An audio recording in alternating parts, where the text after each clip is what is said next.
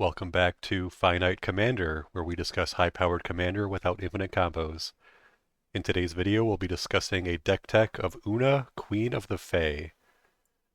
Now, Oona is my first deck I ever made, and actually, she used to be a different commander named Corlash, the Black Blade.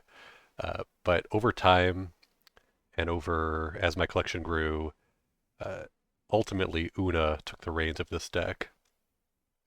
Now, Oona is a big mana, mostly black deck, does have some blue support cards in it. And by herself, she's a 5/5 for 6 with flying, and she has an activated ability where you choose a color and target opponent exiles the top X cards of their library. For each card of the chosen color, put a 1/1 blue and black fairy rogue creature token into play, and the rest are exiled, or they're all exiled. So just a nice, beat stick. She can provide you a bunch of creatures to defend with or attack with. And if you have a ton of mana, eventually you can exile people's entire graveyard, which will make them lose to the card draw lose condition. Uh, and I actually want to start this deck by talking about the land base because you really need Cabal Coffers to make this deck work. Of course, you could just do regular lands, but Cabal Coffers is a pretty central piece of this deck, and you're almost always going to be tutoring for it the first chance you get. There's many ways to create copies of Cabal Coffers, either temporarily or permanently. We've got Deserted Temple here, which can untap Cabal Coffers. We've got Nykthos, or not Nykthos, Thespian Stade, which can become a copy of target land. Vesuva comes into play as a copy of target land.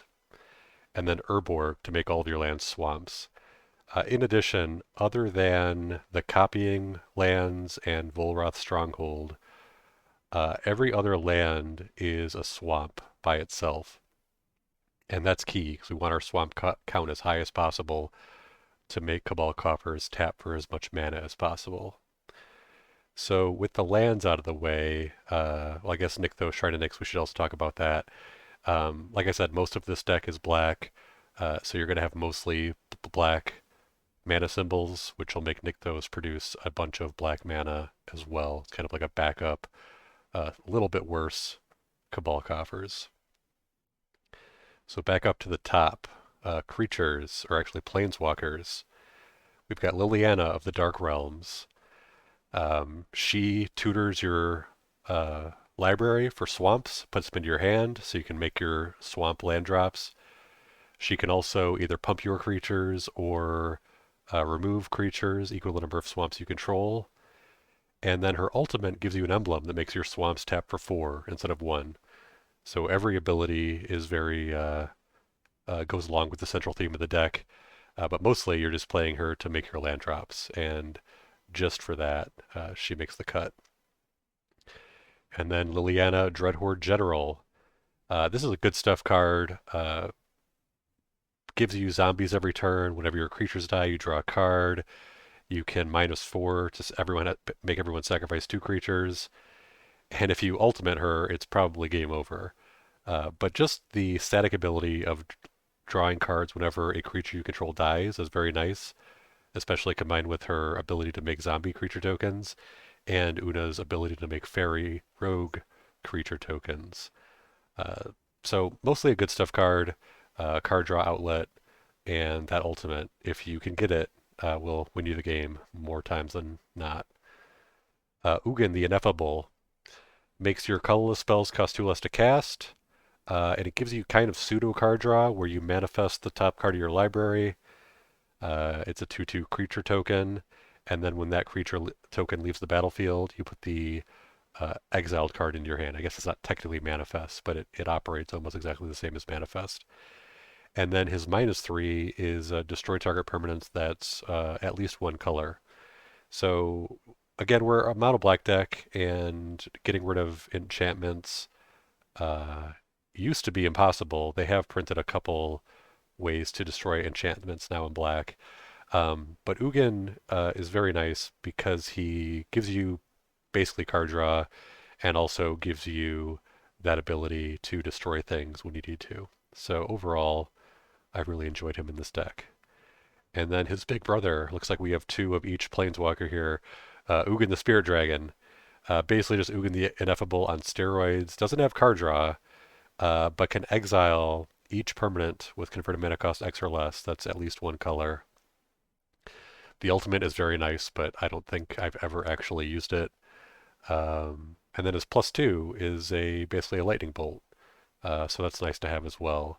But mostly playing it as a pseudo planar cleansing to get rid of all permanents that are at least one or more colors, because sometimes that's just what you need to do. All right, creatures. Burnished Heart.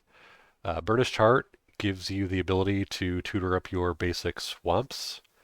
3 mana to cast it and then 3 mana to activate it is a bit pricey, but again, this is a big mana deck and it serves the theme by getting those swamps from your library into play. And if you can bring back Burnished Heart with like Volrath Stronghold, or you can double it with Rings of Brighthearth, which we play in this deck, it just makes the ability even better. So just a nice ramp card. Consecrated Sphinx, great card draw, great card draw card. If it doesn't die immediately, which it is very prone to doing. But if it doesn't, 6 mana to draw 2 cards, at least 2 cards every turn, is definitely worth it. Kryptgast. So it has the extort ability, but per the rules of Commander, reminder text doesn't count for color identity. So you can play extort cards in a mono black deck or a Dimir deck like Oona. But this is essentially a mana doubler. It makes all of your swamps tap for double. Almost all of our lands are swamps. And it has extort, so you can drain people out as well. Just spending 1 extra mana to make everyone lose 1 life, and you gain 3 life, or as much life as they lost. And that can definitely add up over time, but mostly played for the mana doubling. Drana, Colestria, Bloodsheef. So this is the original Drana, I believe. I think she's been reprinted on a couple different cards. But I like this version because it's a mana outlet where you can remove creatures, give them -0, -X, and give her +X/+O. So this can destroy things with Indestructible, can destroy any other, just normal creature. And it makes her huge, potentially turning her into a one-shot machine if you have enough mana. You do need to have at least 1 creature to destroy or to target other than her. So it's like if she's the only thing on the battlefield, you can't just pump her up without targeting something. But that's almost never an issue. You can even destroy your own fairy tokens if you need to. So really nice ability just to be able to have a repeatable single target removal that also flies and hits people for a bunch of damage. Geth, Lord of the Vault, another mana outlet. This one mills your opponents for X, and then you can return a artifact or a creature with converted mana cost X or less. Actually, it happens in the reverse order. So first you put the artifact or creature into play, then they mill X. So they have to have something in the library, but as long as they have something, you can get the train started, and then you can return something else, and then return something else. And very quickly, you can be basically playing all the good creatures and artifacts out of your opponent's decks, and then milling them again to set it up for when you can untap and do it next turn. Plus, he has Intimidate, which sometimes makes him hard to block. But just being able to recur things repeatedly with your mana, very, very worth it, very central to this deck strategy. Elandra, Archmage, just a great recurable, repeatable negate. You pay 1 blue and sacrifice her to counter target non-creature spell, and she has Persist, so she comes back and you do it again. and then you can bring her back with Volra's Stronghold and other cards we play to bring back creatures. Just a nice way to interfere with people who are trying to either play very threatening non-creature spells or use spells to counter your spells or single target removal. Basically, whatever you need to answer, Elandra Archmage is there to help you. Grave Titan. This is just a uh, beat stick, basically. 6 mana for a 6/6 with Death Touch, and when it enters the battlefield or attacks, you put 2 black zombie creature tokens into play. So it gives you 10 power for 6 mana first, and then when you attack, you get another 4 power, and then another 4 power, and it just keeps snowballing from there. You can use the zombies to block. You can use them in conjunction with Liliana to draw cards when they die. Um, just a nice, nice card to have. You could cut this if you prefer something that does more than just put a bunch of power on the battlefield.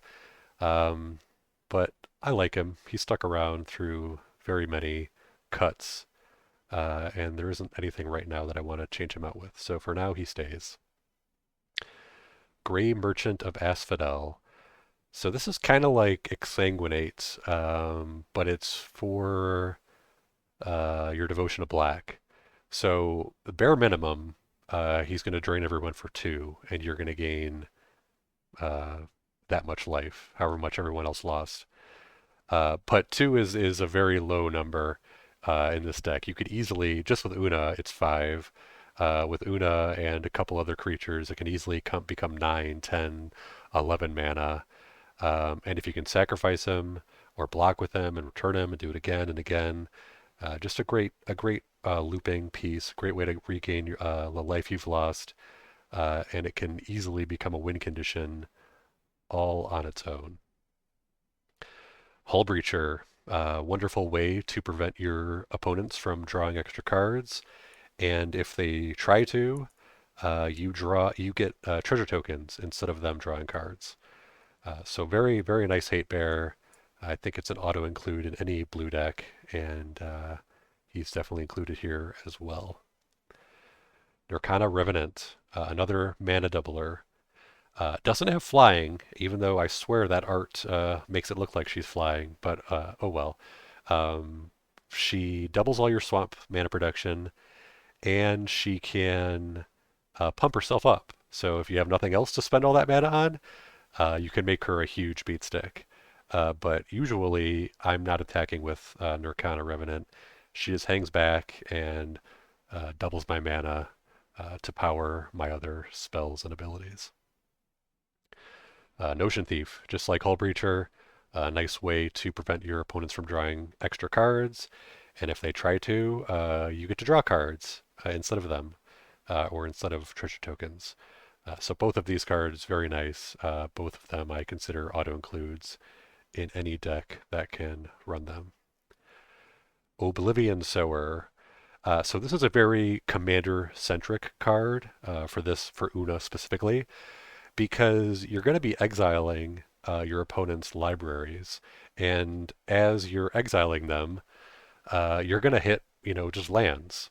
And if you play Oblivion Sower in the mid to late game, and you've exiled a decent number of cards, uh, it will give you all of those lands. It puts all those lands from their exile into play under your control. And if you have Urborg in play, it makes them all swamps. So this represents a huge swing in mana production. I've gotten 10, 20, 25, 30 lands off of people if it's like extremely late game. And once those lands come into play under your control,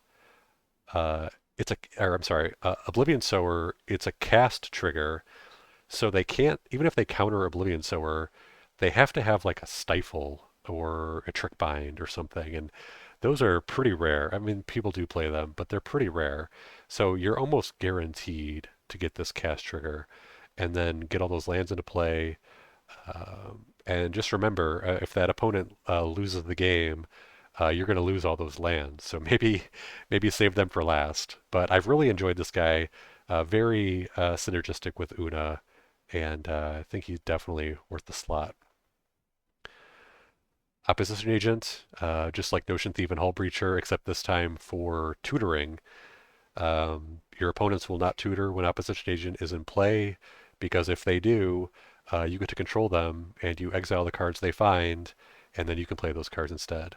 Also has Flash, so you can usually catch at least one person tutoring. And don't forget, when you are controlling a player, you get to look at their hand, so that's just a little more icing on the cake. Another auto-include for any black deck. Painter Servant. This solves the issue of Oona requiring you to name a color, because if your opponents are all playing 5-color decks or artifact heavy decks, you don't always you can't always guarantee that you're going to get a bunch of hits off of Oona.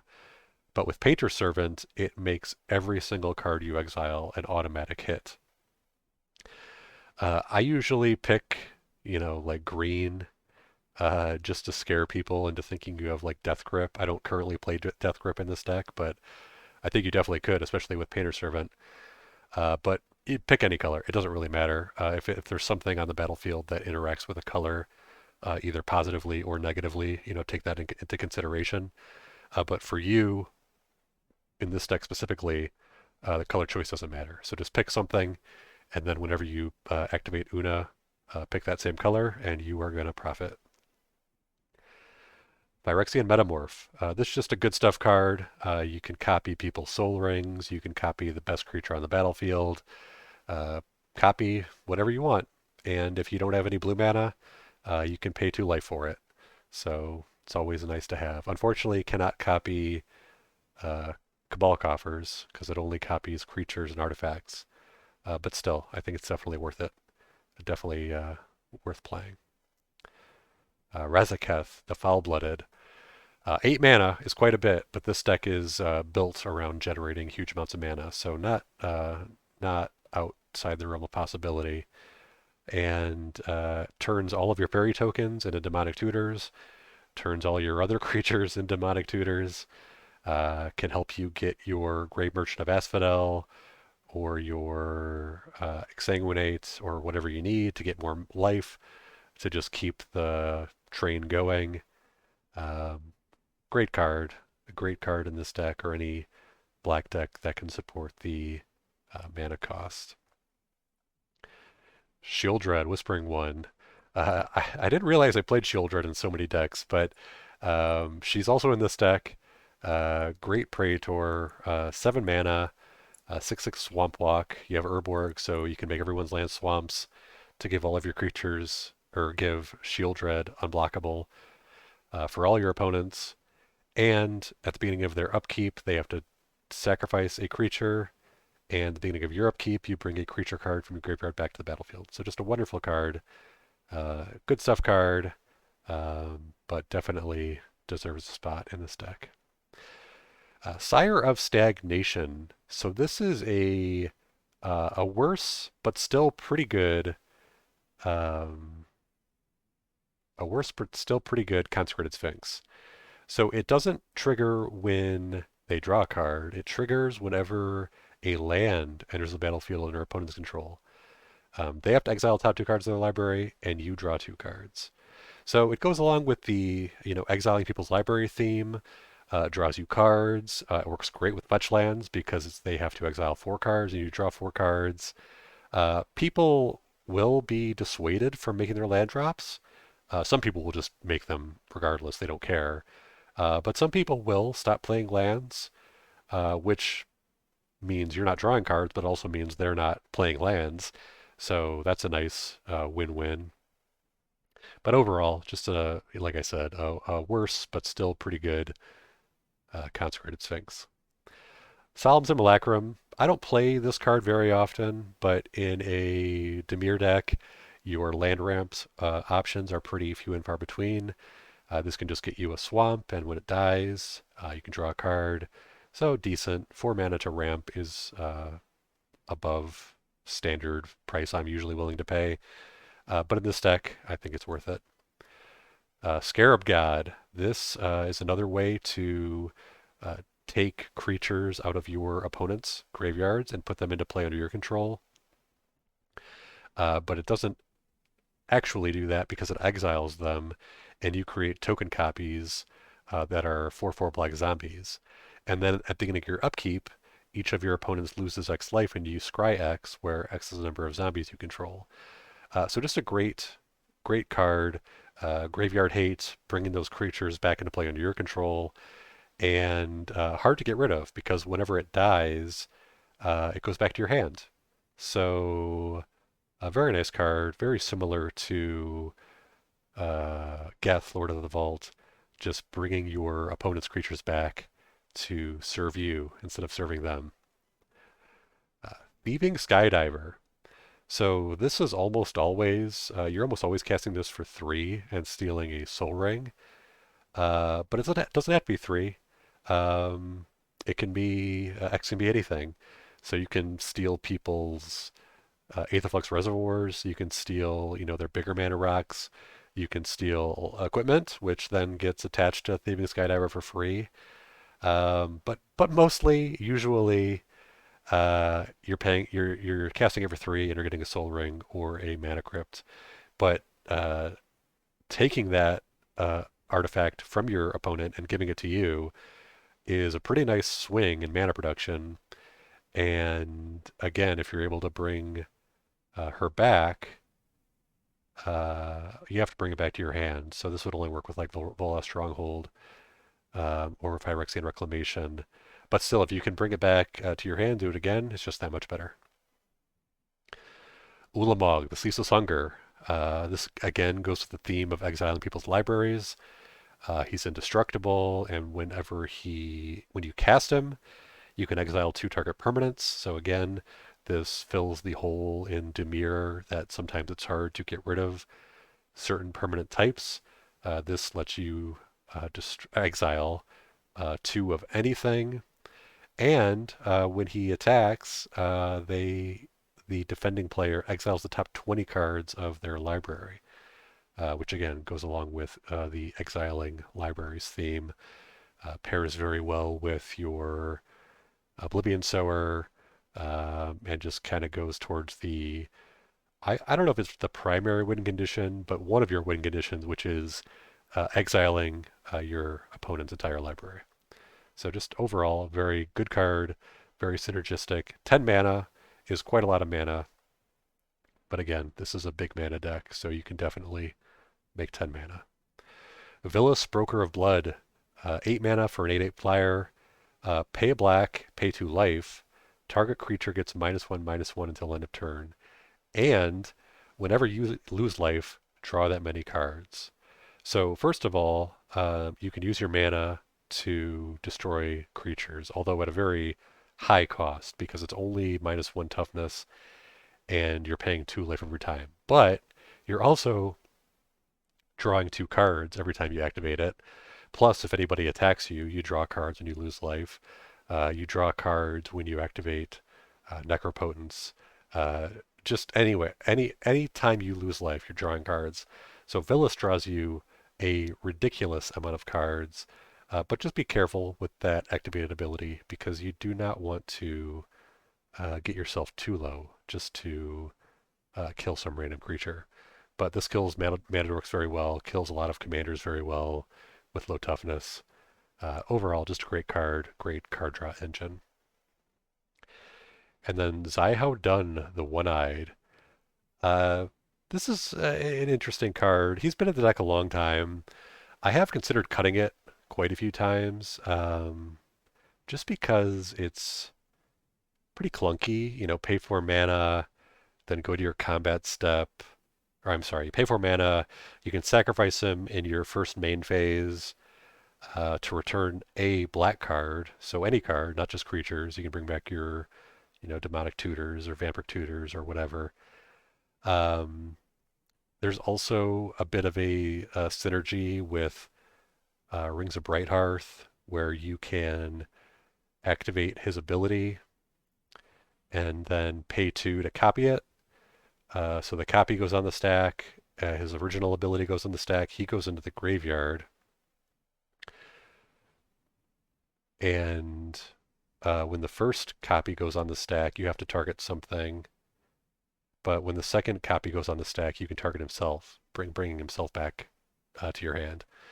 So you can keep looping that. But again, I don't know. He sat in my hand a lot of times, and I just have other things to sort of spend my mana on rather than recurring a card. It's kind of like a regrowth, you know? Uh, so, like, I wouldn't go out of my way to buy this card. But if you have it, I think it's worth running. Um, but I don't know. Like I said, I've kind of been on the fence about this card lately. I know it's very good, but I don't know if it's just good enough. So anyway, those are all the creatures. Next up, sorceries. All is dust. Again, this makes everyone sacrifice all their colored permanents. So this is basically a wrath for everything that's not an artifact or devoid.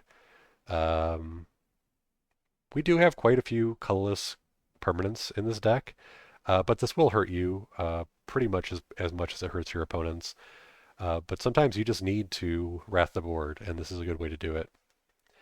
Beseech the Queen is pretty much a demonic tutor that costs 3. However, it has the restriction that the card you tutor for has to have less converted mana cost than the number of lands you control, uh, which is usually not a problem because you're almost always getting, Cabal Coffers or another land that copies Cabal Coffers if you already have Coffers in play. But you don't have to. You can get anything in your deck as long as the CMC is less than or equal to the number of lands you control. Damnation, just a good wrath. Always good to have a wrath. Demonic Tutor, just the best tutor in the game. Diabolic Intent, basically Demonic Tutor, but you have to sacrifice something. We've got fairy tokens and plenty of fodder to sacrifice, so this is usually not an issue. Exsanguinate is a good way to win the game. Exsanguinate is usually the way I win the game. Not always, but usually. A big Sanguinate has won many games, especially if you copy it or bring it back and cast it again. Again with Ziodyne, I was just down playing, but he's a very good way to get back Exsanguinate.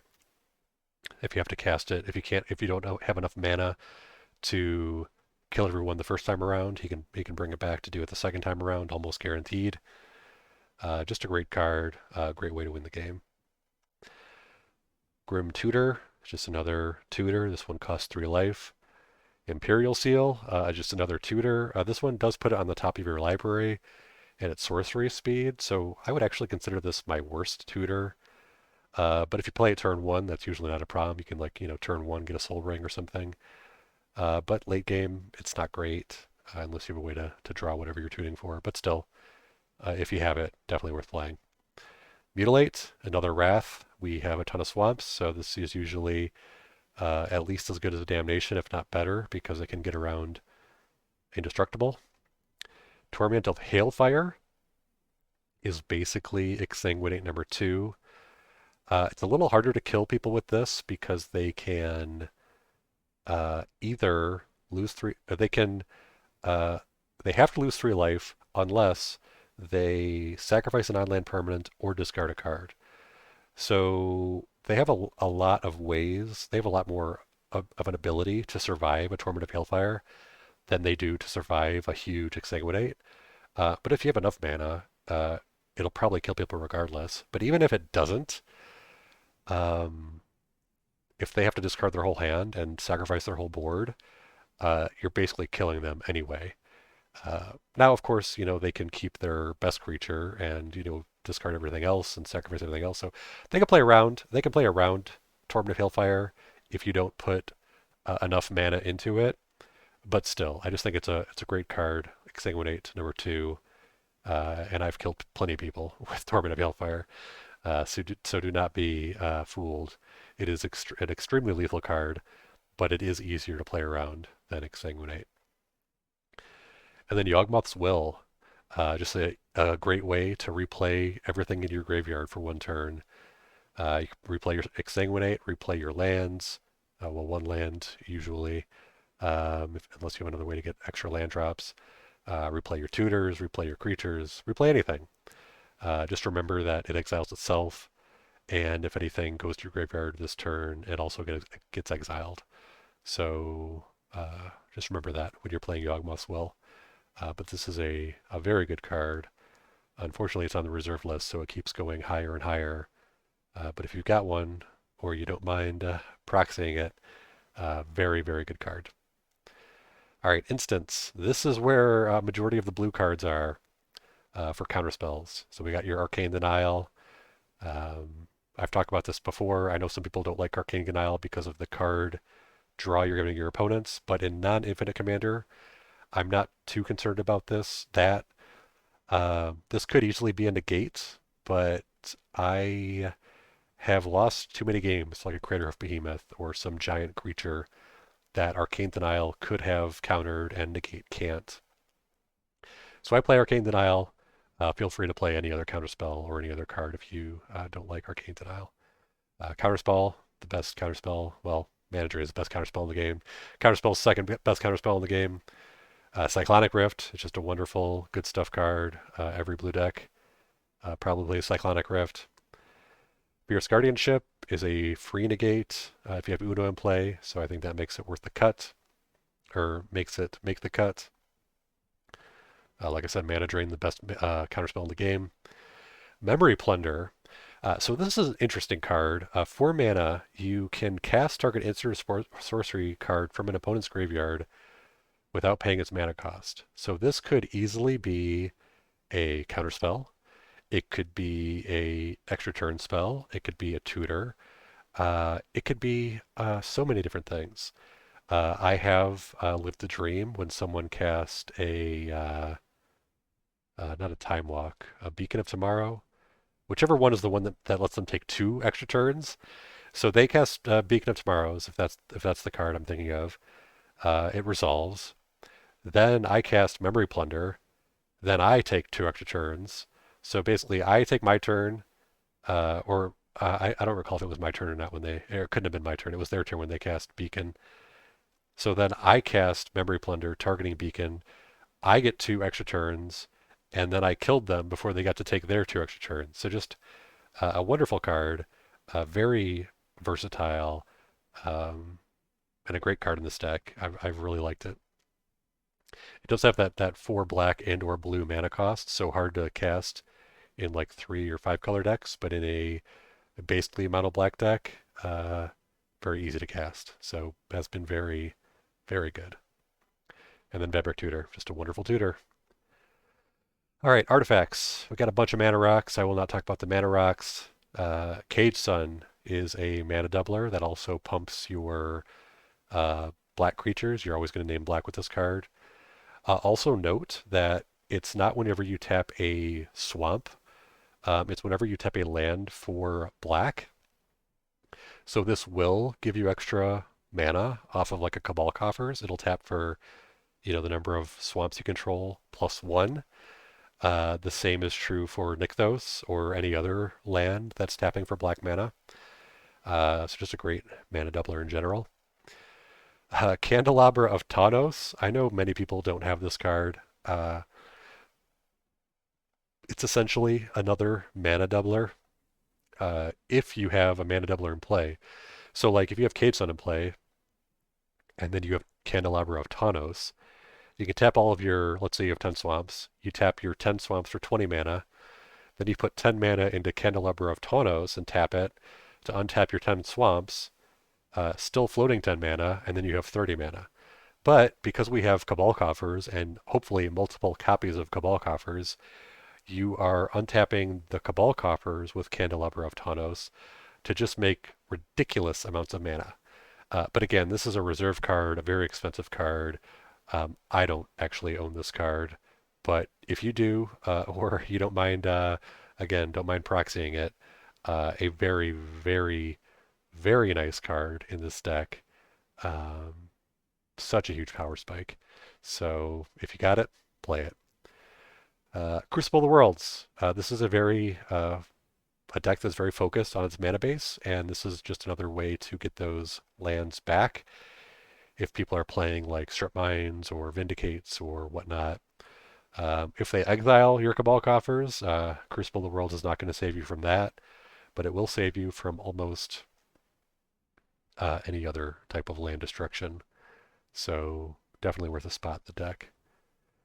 More mana rocks. This is a mana rock, but it has the activated abilities of all lands on the battlefield. So if your opponent has a Gaia's Cradle, it can be a Gaia's Cradle. It can be your Cabal Coffers, of course. It can be any land on the battlefield.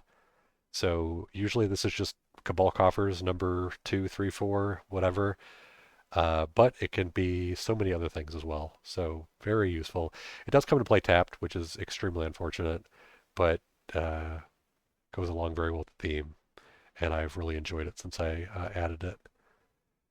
Mirage Mirror. So this is another copy of Cabal Coffers. But again, it doesn't have to be a copy of Cabal Coffers. It can be a copy of an artifact, a creature, or enchantment until end of turn. So someone has a amazing creature with a triggered ability on it. You can make it, that creature, like a Consecrated Sphinx to draw 2 cards. You can turn it into any artifact. So, like I said, Aetherflux Reservoir, or a Blightsteel Colossus, or anything, an enchantment. So you can make it a mana reflection, or a uh, Mirari's Wake, or anything. This has just been a surprisingly versatile and good card, and it's hard to destroy because the default state is turning it into a land, and it's hard to destroy lands. It's not impossible, but it's a lot harder to destroy land than it is to destroy any other permanent type. So if they target it with like a naturalize, just make it a swamp, and then the naturalize will fizzle because it's not a artifact anymore.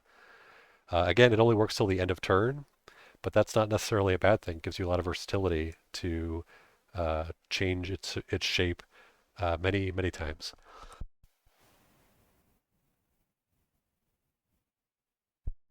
So overall, I've been very impressed with this card, and it's actually tempted me to try it out in some of my other decks.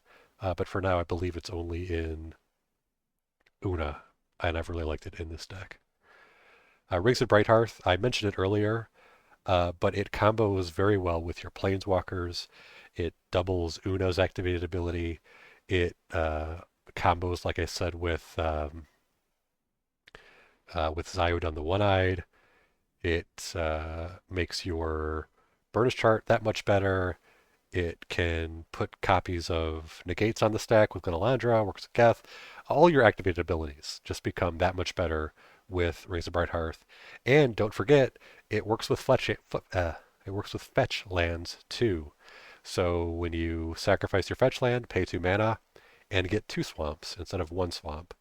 So overall, a wonderful card in this deck.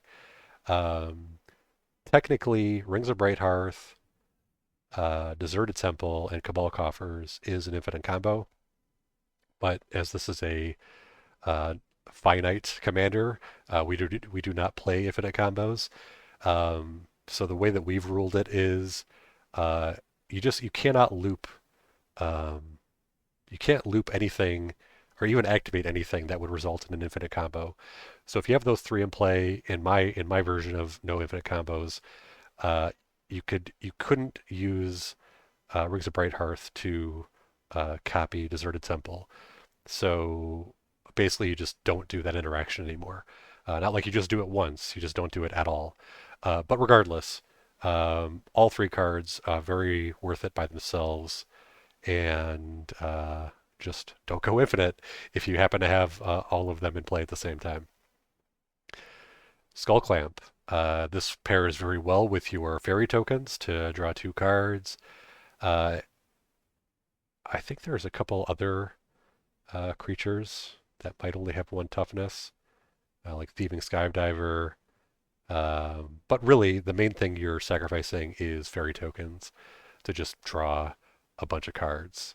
Uh, which by itself just makes it worth it. And then if you can sacrifice anything else or throw it on a zombie token or whatever and have it die, that's just icing on the cake.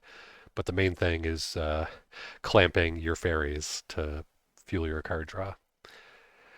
Sword of Feast and Famine is Oona's sword, just so perfect for the theme of the deck. Gives her protection from black and green, which makes it a little harder to destroy her.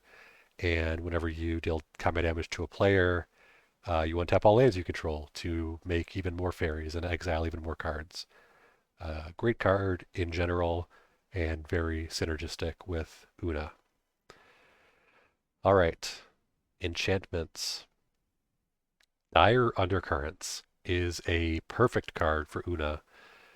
5 mana, it doesn't do anything when it enters the battlefield, is unfortunate. But when you activate Oona's ability, you create blue and black fairy tokens, and Dire Undercurrents says whenever a blue creature enters the battlefield under your control, you can have target player draw a card, and whenever a black creature enters the battlefield under your control, you can have target player discard a card. So every time you have a fairy come into play, you draw a card and your opponent discards a card. Gets out of hand extremely quickly. It doesn't just work with Oona, it works with all of your creatures, many of which are black. So you can make your opponents discard their entire hands very quickly. Just a very synergistic card with Oona. I don't think I would play this card in any other deck, but Oona specifically superpowers it and makes it a must-have. Grave Pact is a wonderful card. Every time one of your creatures dies, all of your opponents sacrifice a creature for 4 mana. Just makes it very hard for your opponents to keep creatures in play if this is on the battlefield. You're generating all those fairy tokens that are basically cannon fodder, and now when they die, makes your opponents sacrifice their creatures as well. Wonderful card. Necropotence, the ultimate in card draw solutions. So if you don't know, Necropotence, it makes you skip your draw step, but and if you discard a card, you have to exile it instead. But you can pay 1 life and exile the top card of your library face down, and then at the end of your turn, you put those cards into your hand. So bare minimum, Necropotence is making sure your hand is always full. Because let's say you have 3 cards in your hand, you pay 4 life, put 4 cards into exile face down, and then at the end of your turn, put those 4 cards in your hand, and then next turn, play a bunch of cards, and then refill your hand over and over again. But you don't have to just do that. You can, pay 20 life, 30 life, and dig real deep to try to find something you really need, like that Exsanguinate or a Tutor for Exsanguinate or whatever. It does have that delay, like you can't activate this on anybody's turn, or I guess you can, but you only put the cards into your hand at the end of your turn. So there is a delay for getting the cards, but still, I mean, the Necropotence is just so good. Also, be careful. If someone can control you, they will pay all of your life into Necropotence and kill you. I've had that happen to me. It's pretty rare, but it can happen, so watch out for that. But overall, Necropotence is just such a powerful card, probably one of the most powerful cards Wizards ever printed, and very nice in this deck. Phyrexian Arena is a much, much, much worse Necropotence. Just gives you 1 card a turn at the cost of 1 life. But hey, 1 card a turn is not bad. It's just not Necropotence. Phyrexian Reclamation, pay 2 mana and 2 life to return a creature card from your graveyard to your hand. This is just a nice way to get your creatures back and replay them over and over and over again. Paying that 2 life can add up, but the value is so nice. It's only 1 black to put into play. I would hold this in my hand until I actually have a creature I want to bring back, so it doesn't die to some random enchantment removal or a wrath or a planar cleansing or whatever. But just overall, a nice good stuff card, a nice recursion option. And then Rhystic Study, If you're playing a blue deck, you're most likely playing Risic Study, and this one is no different. And then the lands, which we've already spoken about. Again, I play every single island swamp that Wizards has printed, including the ones that come into play tapped, like Ice Tunnel, which is brand new out of Kaldheim, and Fetid Pools, which has cycling, but I don't know if I've ever cycled it. Basically, you want the island swamps so that you can fetch them, and so that they count for Cabal Coffers, and so you can actually make blue mana, because blue mana only comes off of the dual lands in this deck. We play no basic islands. It's all just dual lands. Uh, but anyway, that's the deck. I hope you enjoyed it. If you did, please consider subscribing, and I'll see you next time.